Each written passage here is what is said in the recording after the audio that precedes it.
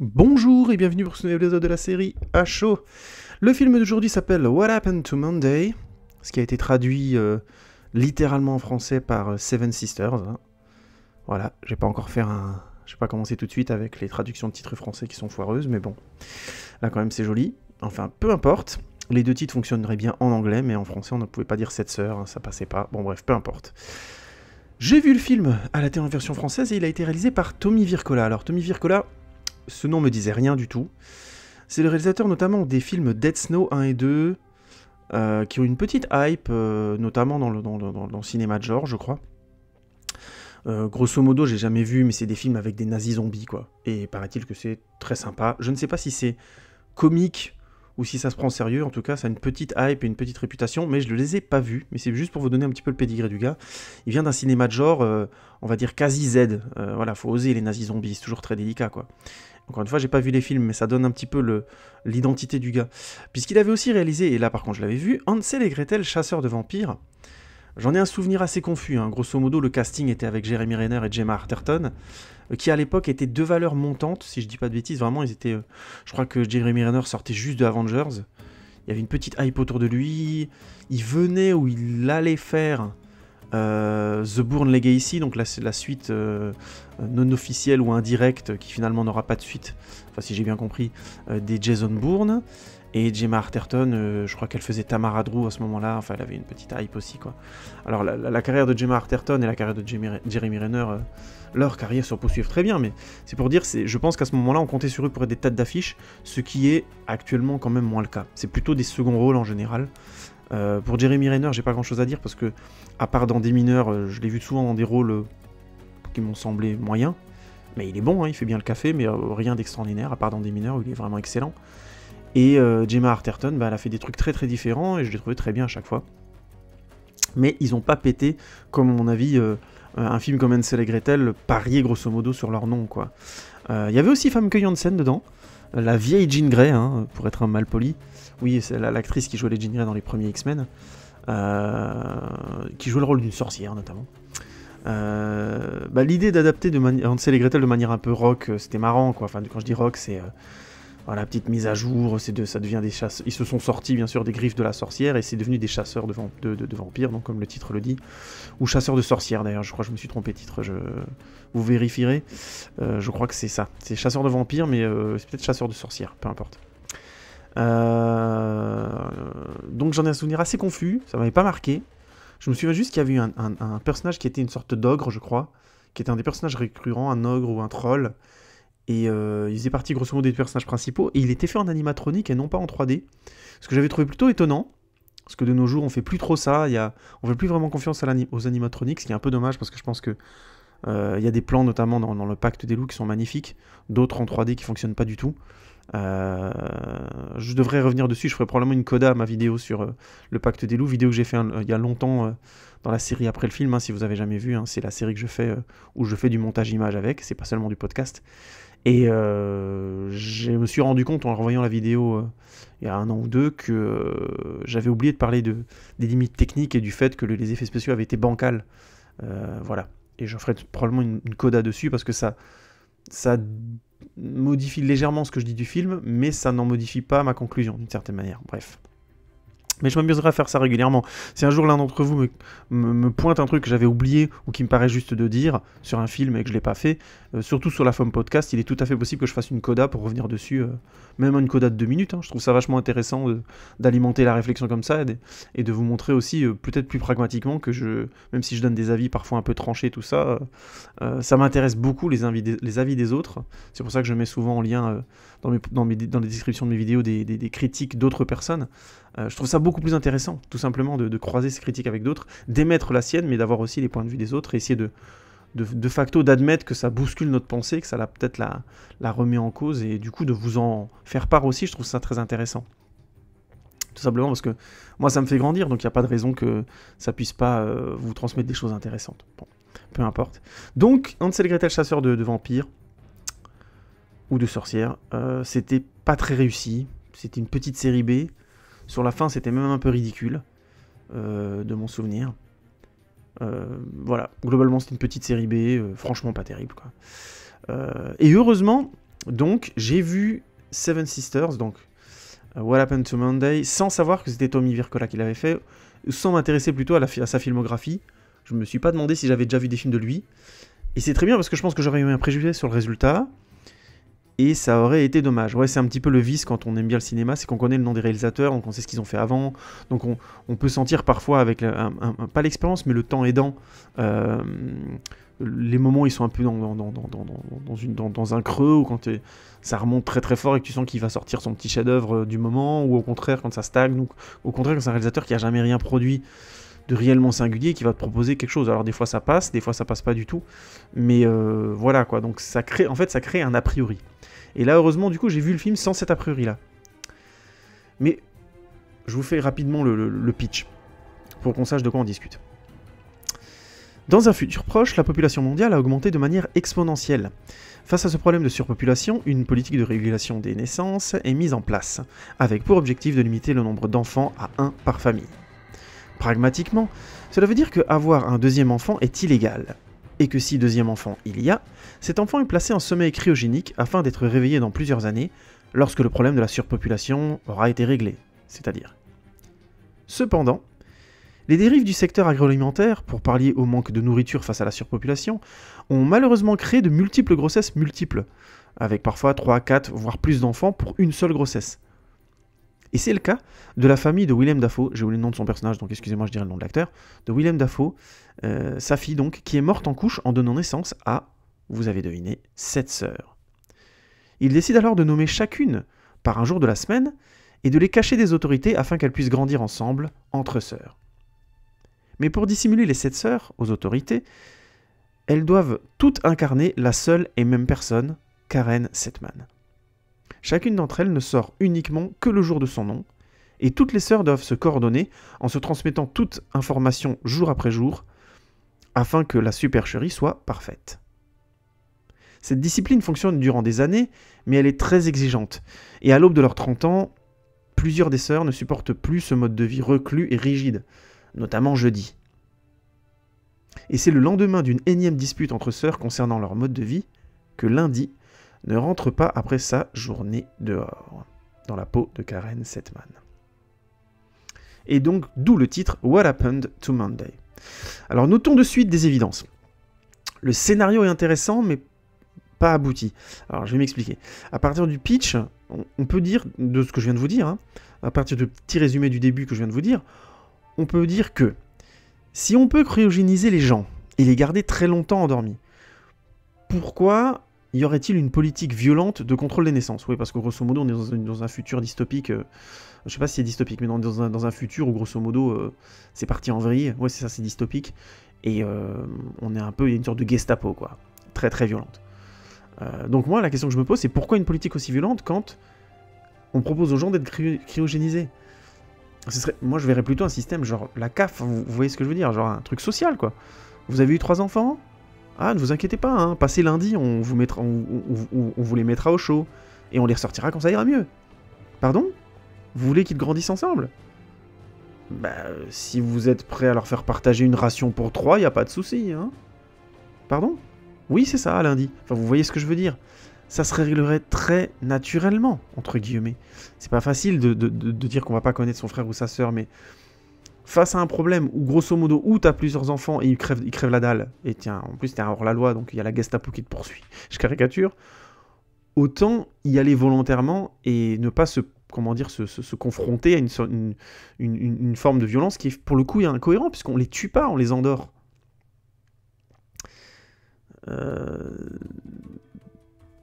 Vous comprenez le truc, c'est un système de sommeil cryogénique longue durée qui modère la violence sociale. Déjà, de 1, je vois pas pourquoi les gens résisteraient à ce point-là, à ce système. Et dans le film, je trouve que le film n'est pas clair du tout sur le pourquoi. Pourquoi il y aurait une défiance comme ça par rapport à ça. De 2, pourquoi ils ont besoin d'une police, d'une sorte de milice ultra-violente pour maintenir ça, alors que c'est très positif. Voilà, alors, probablement parce que le film se passe dans un futur fasciste et qu'il fallait une certaine forme d'action ou d'oppression, mais pour le coup, c'est un peu forcé. L'autre point qui m'a un petit peu étonné dans ce pitch, si dimanche, donc je parle des sœurs là, donc elles s'appellent tous lundi, mardi, mercredi, voilà, jour de la semaine. Et dans le cas de dimanche, elle est supposée sortir que le dimanche. Ça veut dire qu'elle va jamais à l'école. Là, c'est chaud quand même. C'est chaud que les sœurs lui transmettent tout à chaque fois, pendant toute la semaine. Elle va jamais être en contact avec un professeur, par exemple. Même au collège, même au lycée, ça fait quand même beaucoup de retard, entre guillemets, de compréhension. Et même si elles se transmettent tout, ça va être compliqué de tenir un niveau de connaissance commune stable. Enfin, voilà, c'est ça qui m'a choqué dans le film, et c'est là où je veux en venir en fait. C'est pas parce qu'elles ont un nom d'un jour de la semaine qu'elles sont obligées de vivre toujours le même jour. Ils auraient pu largement mettre un système de roulement, elles sont 7. Lundi aurait pu faire mardi, une semaine sur 7. Enfin, vous voyez ce que je veux dire, c'est absurde comme truc. Non, lundi, tu sors que les lundis, hein, parce que sinon on va être paumé. Mais à partir du moment où les gamines, elles comprennent que leur nom c'est lundi, mardi, mercredi, tout ça, le problème se pose plus, c'est un prénom. Donc elles pourraient largement alterner des jours ou les faire varier. Parce que c'est une rigueur impossible à tenir si les activités du week-end sont toujours réservées à samedi, à dimanche. Et en plus, le système de roulement serait plus logique, il brouillerait mieux les pistes. Ce serait moins systématique et donc plus difficile à déchiffrer. Sans compter que ce serait... ça complexifierait l'intrigue d'une certaine manière. Alors, en l'état, c'est intéressant, hein, en termes d'écriture, le principe, elles sont 7, elles ont chacun un jour et tout. Et du coup, évidemment, elles ont des caractères qui sont liés au jour de la semaine où elles sont... dont elles portent le prénom, ça c'est très intéressant aussi, quoi. Dimanche serait plus solaire, plus croyante, voilà, lundi serait un peu plus staccanoviste, voilà, vous voyez ce que je veux dire, quoi. Jeudi un peu plus rebelle, vous voyez, coincé au milieu de la semaine, mais pas tout à fait le week-end.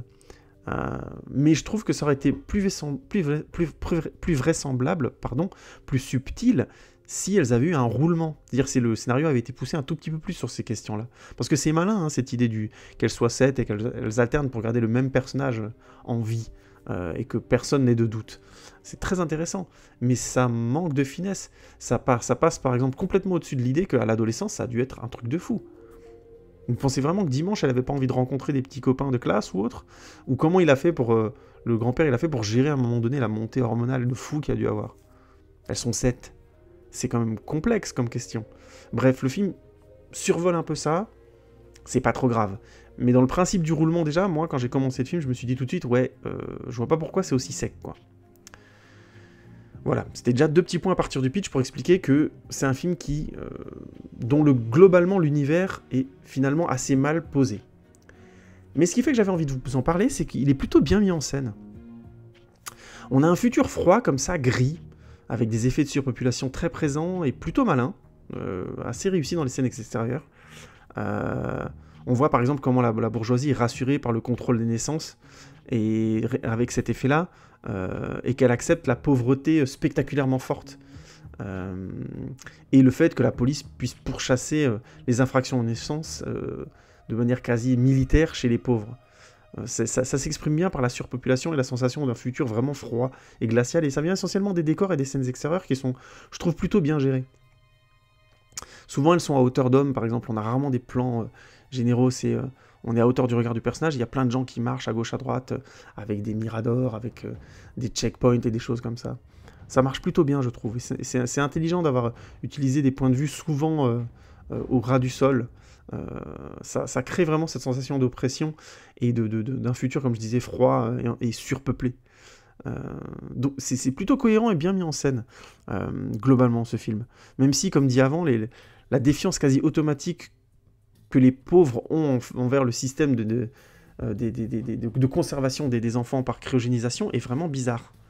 Je peux comprendre, on peut dire, voilà, moi j'ai envie que mes enfants ils aient 3 sœurs, mais là on parle vraiment d'un futur où les gens crèvent la dalle, donc ça me paraît un peu fort de café, quoi. Le mec il se dit, non, je vais quand même garder mes 5 gosses, on est hors la loi, et en plus on va mourir de faim, mais c'est pas grave, comme ça au moins on se connaît.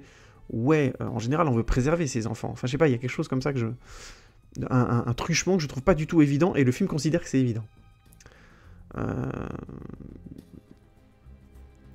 On est d'accord que la cryogénisation, c'est pas facile, ça veut dire que tu vas jamais connaître ton enfant. Hein. Si on trouve pas la solution à la question de la surpopulation, ça peut mettre un siècle et il te connaîtra jamais. Mais genre pas du tout. Donc c'est sûr, c'est pas un choix facile. Mais ça vaut mieux quand même qu'une exécution par la milice du coin, et en plus, elles exécutent, quoi. C'est pas du genre, elles se cachent pour le faire. Euh, Parce que c'est exprimé dans le film par le fait que quand ils trouvent des infractions, ils amènent pas forcément les gens faire de la ils vont pas forcément les cryogéniser, hein. Parfois ils les flinguent, en pleine rue. Donc voilà, c'est entre la cryogénisation et la... qui est grosso modo une forme de vie éternelle, enfin vous voyez ce que je veux dire, quoi. On te fait dormir 300 ans, je sais pas combien de temps, c'est pas très expliqué dans le film, ou alors je l'ai raté le passage, mais grosso modo, c'est une technologie qui ouvre des portes incroyables.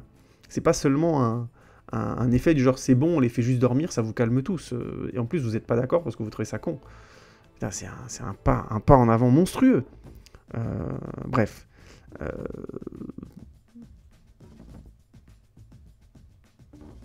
Et d'ailleurs, oui, moi je lisais mes notes, mais un autre point du coup qui est vraiment bizarre par rapport à la cryogénisation, c'est que si on peut cryogéniser les gens, pourquoi ces milices-là, elles ont besoin d'exécuter les gens?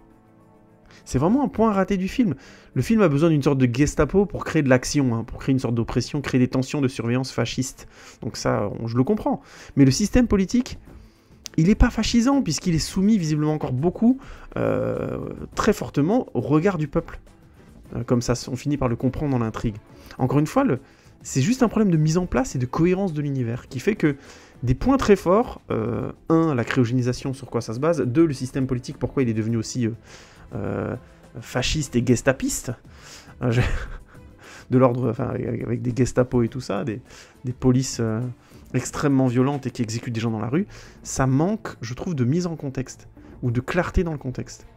Notamment parce que la mise en contexte est très compliquée, ils vous expliquent en long, large, en détail pourquoi il y a d'un seul coup eu plus de grossesse à cause de l'agroalimentaire, blablabla, et puis on a fait un système de cryogénisation pour gérer ça, mais j'ai l'impression qu'ils se sont pas concentrés sur les bonnes choses à expliquer pour que ça devienne cohérent. En tout cas, c'est mon impression. Mais. Perso, j'ai vu le film chez moi, et j'ai un enfant en bas âge, donc il y a 2 choses qui se passent. La première, c'est que je suis tout le temps crevé, quasiment tout le temps fatigué, et donc mon attention quand je regarde quelque chose à la télé, ou quand je regarde, puisque j'ai vu le film chez moi à la télé, est moins stricte. Clairement, j'arrive moins à me concentrer. Deuxièmement, ça permet un truc, c'est que quand on est moins concentré, moins attentif, et qu'on est on a moins l'œil sur ressort, comme je peux l'avoir des fois quand je regarde des films et que je suis très concentré dessus, ça permet, entre guillemets, de passer au-dessus d'une mise en place finalement assez bancale pour apprécier une histoire finalement plutôt bien ficelée. Oui, le scénario, enfin le fil narratif est plutôt bien ficelé, la mise en place est naze, il y a des vrais problèmes de cohérence dans l'univers, mais l'histoire se suit bien, et c'est notamment grâce à Noomi Rapace. Parce que, ou Noomi Rapace, hein, vous choisissez. Parce que, un des trucs balèzes du film, c'est qu'elle joue donc les 7 sœurs, et on a bien 7 sœurs devant nous, ou presque. En fait, il y en a vraiment 4 ou 5 qui ont vraiment le temps de se développer dans le film. Mais c'est déjà pas mal du tout. 7 personnages pour un film d'1h30, c'est délicat quand même à gérer. Et je trouve que le film le gère plutôt bien. Même si, évidemment, le traitement des personnages est un peu inégal. Ce qui fait que toutes les sœurs n'ont pas la même vraisemblance, je trouve, à un moment. Je dirais pas qu'on voit... Ce qui est balèze, c'est qu'on voit pas Noomi Rapace malgré tout. Mais il y a quand même certains personnages qui restent très limites.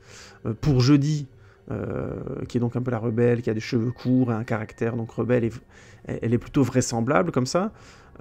Mercredi, avec ses lunettes de geek, elle existe un peu moins bien, quoi. Mais je suis dur et un peu difficile, hein. Là, ce que je suis en train de dire, c'est quand même laisser à l'appréciation de chacun, parce que, comme la mise en place du film est mal faite, je pense que ça peut beaucoup troubler la lecture qu'on a aussi des personnages. Mais ça montre surtout la difficulté d'avoir plusieurs personnages pour une seule actrice, hein. C'est difficile de ne pas tomber dans la caricature, dans la grimace, vous voyez, c'est souvent un ressort comique des comédies grasses, d'avoir un acteur qui joue, ou une actrice qui joue 15 personnages. Je sais pas, là, le premier exemple qui me vient en tête, c'est Eddie Murphy qui faisait beaucoup ça avec La Famille Folding, ce genre de truc. Donc c'est souvent un outil de caricature d'avoir un acteur qui joue plusieurs personnages. Et là, en l'occurrence, c'est dans un film très sérieux, ou qui se veut sérieux. Et malgré tout, quand on veut que ce soit sérieux, on a les mêmes risques. On peut souvent créer plus des costumes que des personnages. Mais ici, Noomi Rapace joue, je trouve, avec beaucoup de retenue. Elle essaie de donner du caractère à chaque sœur, tout en cherchant à ne pas absolument les différencier dans leurs gestes, vous voyez ce que je veux dire, à pas faire des trucs très très différents, sous prétexte qu'elles sont pas la même personne, quoi. C'est assez fin, et les plans où elles sont plusieurs à réagir à un même événement dans le cadre, je trouve qu'ils fonctionnent vraiment bien.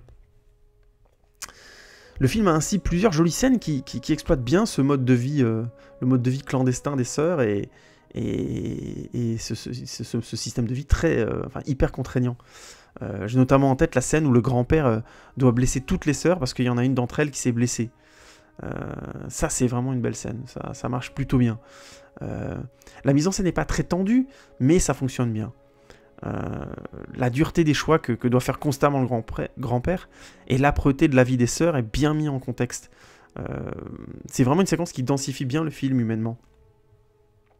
Ou encore, un autre exemple, c'est la découverte du sexe par l'une des sœurs, qui est aussi une scène ambiguë, mais belle aussi.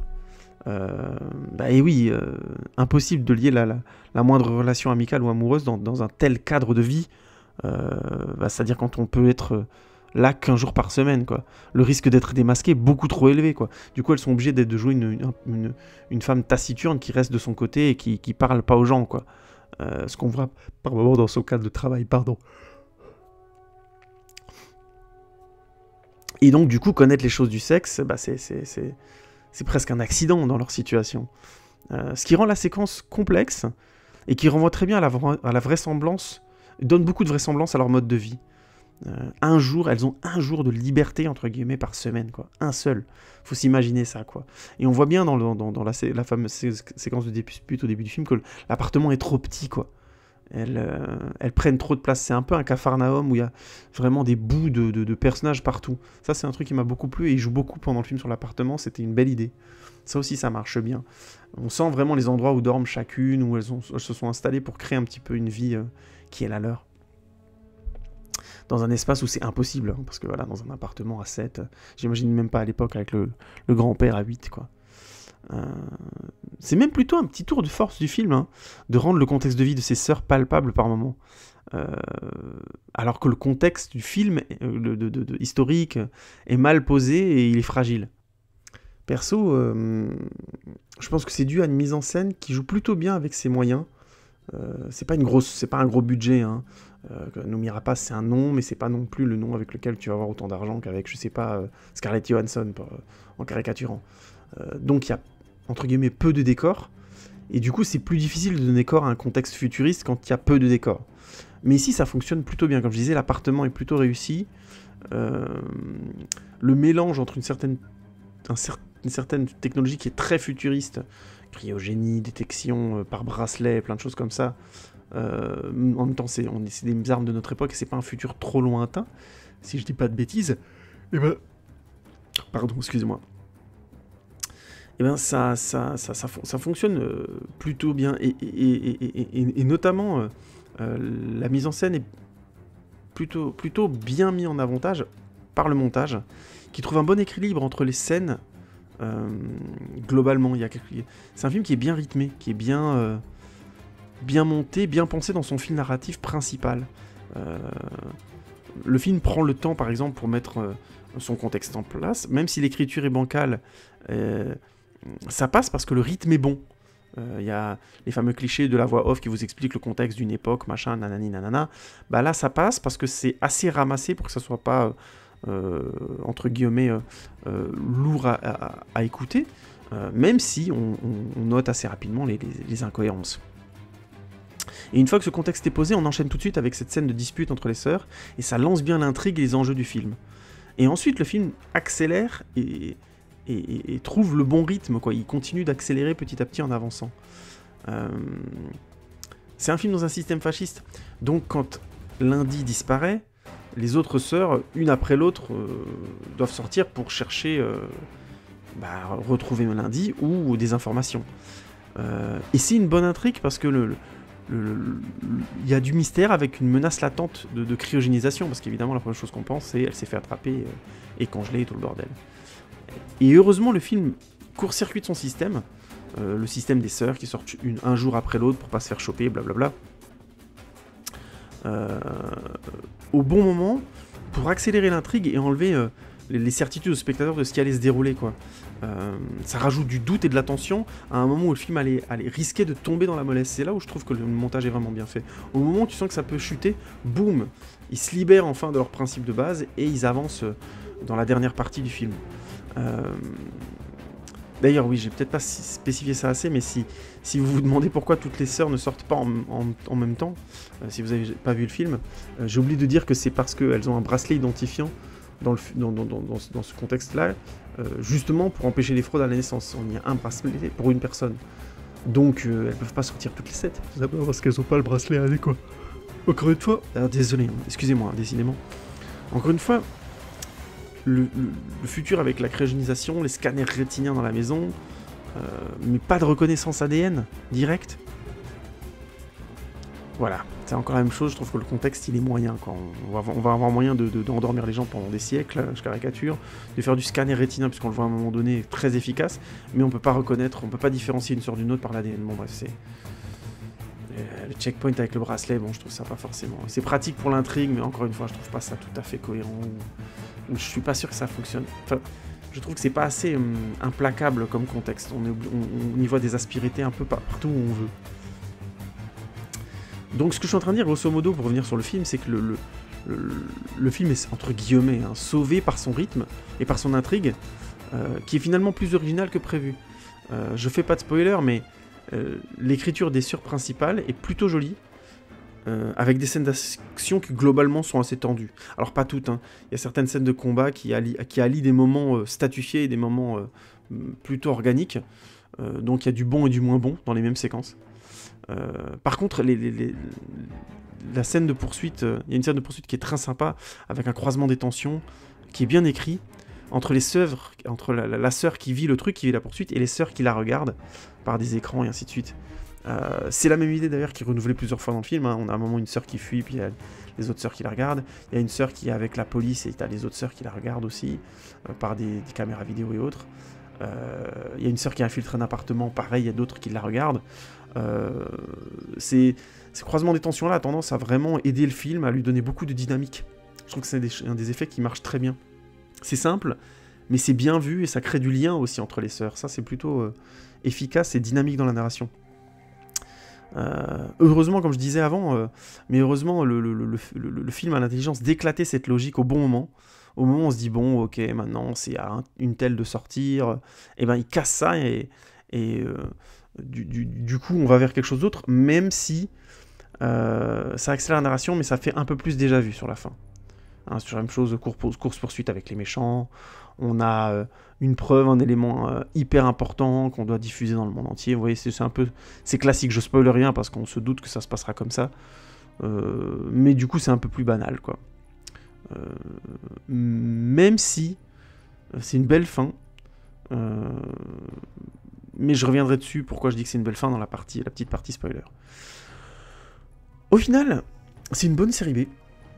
Grâce à une mise en scène plutôt tendue et Noomi Rapace qui donne du corps efficacement au moins aux sœurs principales, aux 4 ou 5 sœurs qui sont vraiment là, dans l'intrigue principale. Le casting est complété par Glenn Close, qui décidément joue dans beaucoup de séries B, hein, que ce soit dans Les Gardiens de la Galaxie ou dans le caméo notamment aussi qu'elle a fait dans Warcraft, qui est assez rigolo. C'est clair, c'est pas le rôle de sa vie, mais bon, elle fait le taf, quoi. Elle sait faire la méchante, quoi. Alors, petit bilan avec la partie spoiler, Seven Sisters, c'est un bon petit film. Si on accepte le contexte bancal qui est posé, malheureusement, l'histoire peut même être touchante, je trouve. Et on peut remercier Noomi Rapace de ça, elle joue vraiment tous ces personnages avec beaucoup d'encadrement et de premier degré. Il n'y a aucune ironie, aucune comédie déplacée, aucun, entre guillemets... travail de recul, même dans son jeu, elle y va à fond pour chacun des personnages, alors qu'ils ont des caractères très différents. Et si tu rajoutes à ça une action qui est plutôt efficace, et qui a l'intelligence de jouer sur des croisements de tension, bah... pourquoi pas mater Seven Sisters pour une petite soirée sympa, quoi. Je vous le conseille, hein, honnêtement, c'est une bonne petite série B. Bon, c'est un film qui a des défauts, hein. Bon, là, je vais commencer la partie spoiler. Donc, je vous déconseille, si vous n'avez pas vu le film, de l'écouter. C'est dommage, parce que l'intrigue, c'est une des grandes qualités de ce film-là. Donc, si vous spoilez l'intrigue, je vois pas trop l'intérêt d'aller plus loin. Donc voilà, pour ceux qui partent, je dis à bientôt, et revenez écouter la partie spoiler quand vous l'aurez vu, et puis pour les autres, on enchaîne avec la partie spoiler du coup. Donc, puisque vous restez, vous avez déjà vu le film, je peux me lâcher un petit peu. La fin, et donc la révélation que la cryogénie n'existant pas et que c'est en fait un four crématoire, hein, tout simplement, et j'ai trouvé que c'était un peu faible, parce que, encore une fois, le contexte était mal posé. La cryogénie, c'est vraiment une technologie révolutionnaire, si elle arrivait à être aboutie. Parce que ça permettrait aux gens de s'endormir en attendant qu'un remède à une maladie incurable soit trouvé.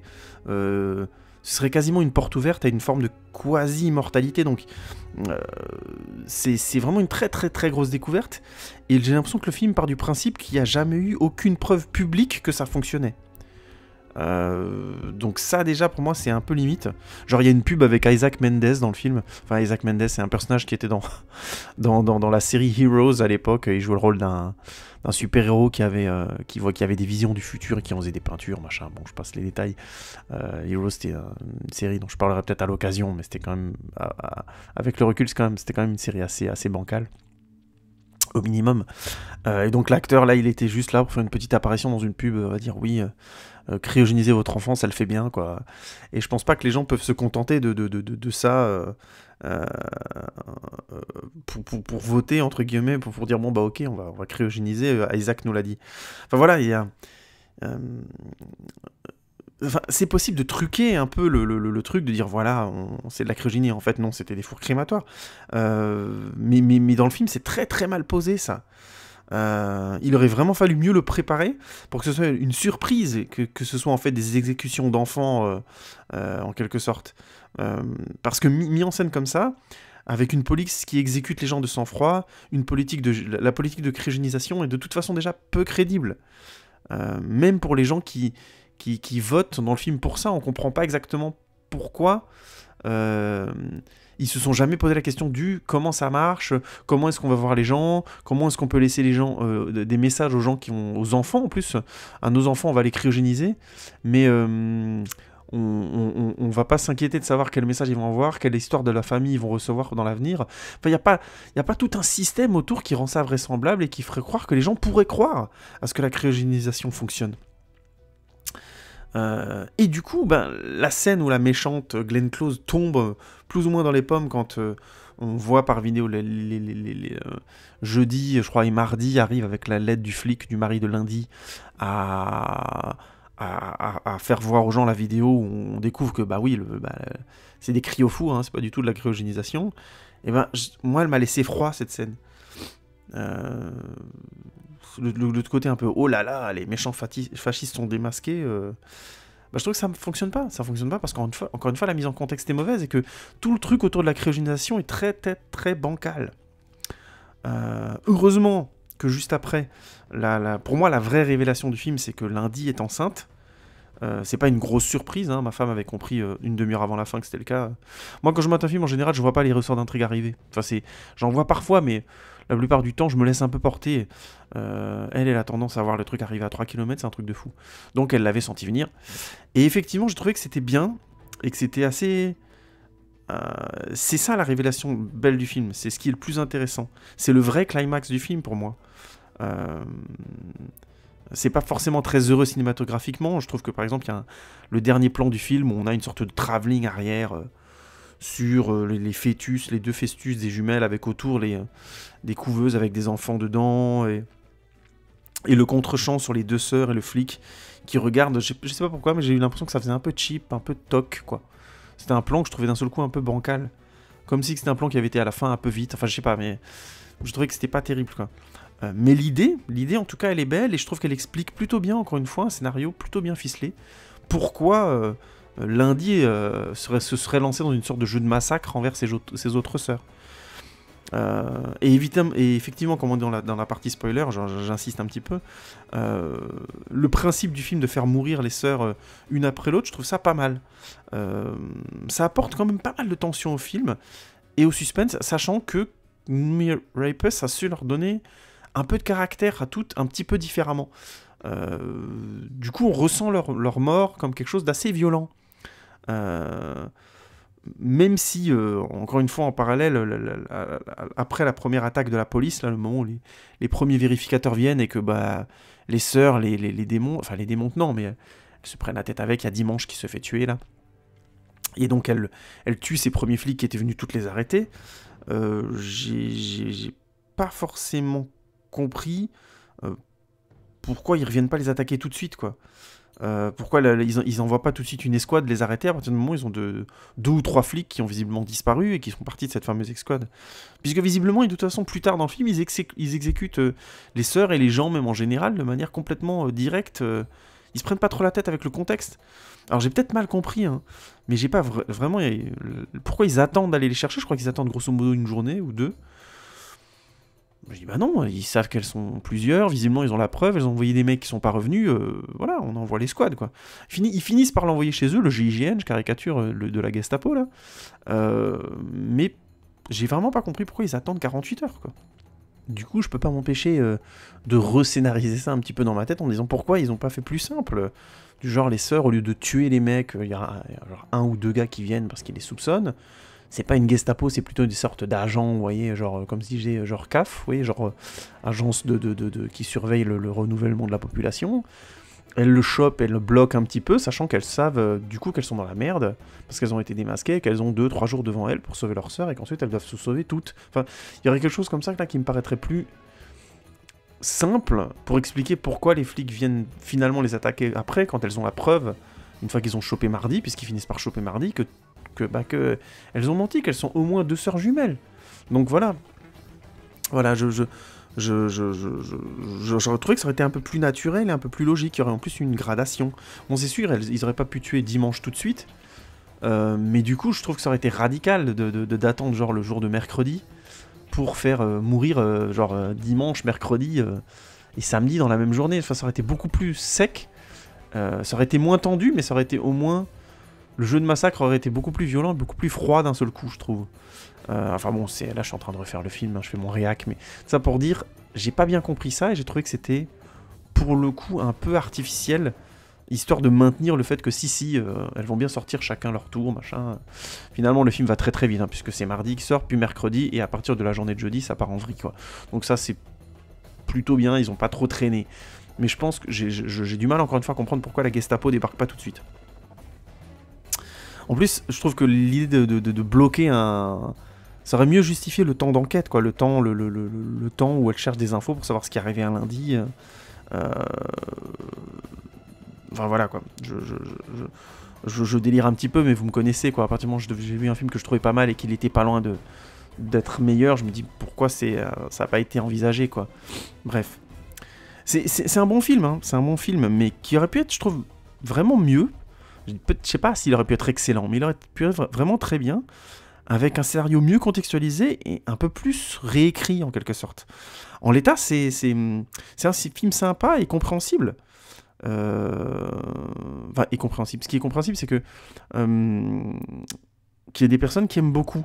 Je trouve que c'est un film qui a un peu le charme des séries B avec un système dystopique comme ça, enfin des séries B dans un univers dystopique avec un système oppressif quasi fasciste. Ou fasciste tout court. Hein. Je pense que ça renvoie chez les spectateurs à une frustration très répandue et très simple qui est de se sentir agressé, contraint par un monde auquel on se sent inadapté. Ce qui est le cas de beaucoup d'entre nous, hein, moi le premier notamment, avec notre époque actuelle. Donc un film qui traite de personnages qui sont dans un monde où justement ils sont pourchassés, inadaptés, contraints d'être ce qu'ils ne veulent pas être, contraints de vivre d'une manière qui ne leur correspond pas. Ben, je pense que ça nous parle assez facilement. Quand je dis facilement, c'est pour peu que ce soit bien écrit, ça a vraiment une portée, quoi, à toucher tout un public. Et du coup, dans des films comme ça, il suffit, je pense pas de beaucoup, d'une séquence ou deux qui touche vraiment pour que ce type de film marque beaucoup de personnes, beaucoup de spectateurs, quoi. Voilà, j'avais donné les exemples avant de belles séquences où on a le grand-père qui est obligé bah là je suis dans la partie spoiler, vous voyez la séquence où il leur tranche, je crois que c'est Jeudi qui perce la dernière phalange de son annulaire, je crois, et donc du coup ou de l'index, et il est obligé de couper la dernière phalange de l'index de toutes les autres sœurs pour que ça soit cohérent et qu'on ne voit pas de différence, tout simplement. C'est fort ces scènes-là, je trouve que ça montre à quel point le point des conséquences des actions des sœurs sur toutes les autres. Pareil, je disais à un moment donné, le moment où Samedi découvre le sexe alors qu'elle a dit à toutes ses sœurs qu'elle avait couché plusieurs fois et finalement on se rend compte que pas du tout. Et c'est une belle séquence, je trouve. C'est une séquence que Noomi Rapace joue bien, où elle joue c'est une forme de surprise tout en étant, entre guillemets, pas tout à fait satisfaite, puisqu'elle n'a pas choisi son amant. Elle prend le rôle d'une de ses sœurs, donc il y a quelque chose où elle peut pas être tout à fait satisfaite. Je trouve qu'il y a vraiment un dosage dans son jeu et dans la mise en scène de ces séquences-là qui fonctionne vraiment bien. Enfin voilà, dans le même genre, pour la petite parenthèse, je trouve de même genre de films qui ont touché les gens alors qu'ils étaient bourrés de défauts et de problèmes, ça me fait penser à Equilibrium. C'est un film d'action de Kurt Wimmer qui se passe aussi dans un système fascisant futuriste où grosso modo les gens prennent de la drogue pour enlever leurs émotions. Hein. Si vous l'avez jamais vu, vous pouvez le regarder, c'est pas un film désagréable du tout. Hein. Et c'est un film qui est bourré de problèmes de cohérence, mais alors un truc de fou quoi. Je vous conseille de regarder, je vous la mettrai en lien dans la description, la critique de Durandal du film, parce que bon, des gens qui suivent Durandal sur internet lui avaient demandé de critiquer ce film là, et il s'est rendu compte que c'était juste pas possible, que c'était un film qui était juste bancal, mais là c'est même plus bancal, il y a des erreurs scénaristiques de fou d'un bout à l'autre quoi, et donc il démonte le film, c'est très très drôle, et en plus la plupart des choses qu'il dit sont justes je pense sur le film quoi. Nonobstant, il y a ces quelques séquences. On voit donc ce personnage qui est joué par Christian Bale, c'est un des premiers films qui a fait connaître Christian Bale, bien avant Batman. Et c'est donc un type qui joue qui est dans ce système oppressif comme ça, machin. Et à un moment donné, je vous passe les détails du pourquoi, du comment il s'en libère. Il commence à avoir des émotions, puisqu'ils sont supposés plus en avoir. Et il y a 2-3 séquences comme ça qui sont très belles. Il y a le moment où bon, là, il rencontre un petit chiot et ça lui fait un certain effet. C'est une séquence simple, mais on comprend exactement ce que ça peut éveiller chez quelqu'un qui a jamais eu d'émotion, et on le ressent, je trouve. C'est plutôt correctement mis en scène. Ou alors on a la séquence où il découvre le soleil le matin, quoi. Jusque-là, il l'avait évidemment jamais vu, puisqu'il n'avait pas d'émotion. Et là, d'un seul coup, il le voit, quoi. Il en pleure d'émotion, quoi. Et Christian Bale joue ça complètement à fond et au premier degré. Et c'est des belles séquences qui font que le film finit par fonctionner. Quand je dis par fonctionner, ce que je veux dire, c'est qu'il finit par être touchant. Et je comprends qu'il y ait des spectateurs, moi entre autres aussi, qui ont aimé ce film, même si c'est incontestable qu'il y a des problèmes de cohérence, des problèmes de structure, des problèmes de narration et de logique scénaristique. Mais c'est un film qui nous touchera quand même et qui va rester dans notre tête. Voilà, je ferme la parenthèse, mais c'est un peu le même syndrome, je trouve, dans cette sœur. J'ai vu plusieurs critiques et visiblement les gens ont beaucoup aimé, ont été touchés par l'histoire de ce film, alors qu'il a vraiment des problèmes assez flagrants, je pense. Mais ça explique ça. Dans les films de genre comme ça, avec un contexte dystopique, pour peu qu'on arrive à créer ces quelques petites séquences là où on touche à des gens qui sont oppressés et qui arrivent tout doucement à se libérer ou à ressentir des émotions auxquelles normalement ils n'auraient pas le droit, et ben ça fait basculer le film dans quelque chose d'un peu plus intéressant, même s'il est bancal. Et puis probablement que beaucoup de gens, moi et d'autres, aiment bien ce genre d'univers, et ça leur parle pour différentes raisons, et que quand il y a un film là-dessus aussi, on est peut-être plus enclin à accepter les défauts de ce film-là.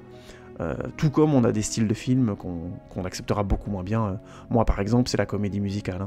Je vais dire un sacrilège, mais je n'ai pas vu La La Land. J'ai vu le début, les gens ils ont commencé à chanter dans leur voiture, j'ai arrêté tout de suite. Il faut que je le voie. Il faut que je le voie, ça a l'air d'être un excellent film, donc il faut que je le voie. Mais c'est pour dire, j'ai de gros a priori négatifs, alors que sur une série B de genre comme ça, j'en ai beaucoup moins.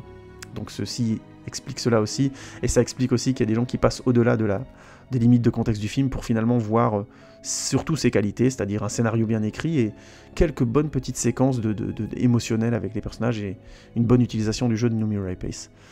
Voilà, je vais m'arrêter là, je voulais faire un show un petit peu plus court cette fois-ci, j'espère que j'y suis arrivé. Je vous remercie pour votre écoute, n'hésitez pas à aller liker la page Facebook, le Twitter, à venir faire des commentaires, à suivre le Twitter, à suivre l'Instagram aussi, à liker, à partager, ça aide à ce que les émissions soient vues. Et moi je vous dis merci encore beaucoup, ça fait vraiment plaisir d'être écouté et de partager avec vous mon plaisir du cinéma. J'espère que vous me donnerez vos avis aussi sur ce film et sur d'autres, n'hésitez pas, ça m'intéresse beaucoup. Et puis à très bientôt les amis, ciao.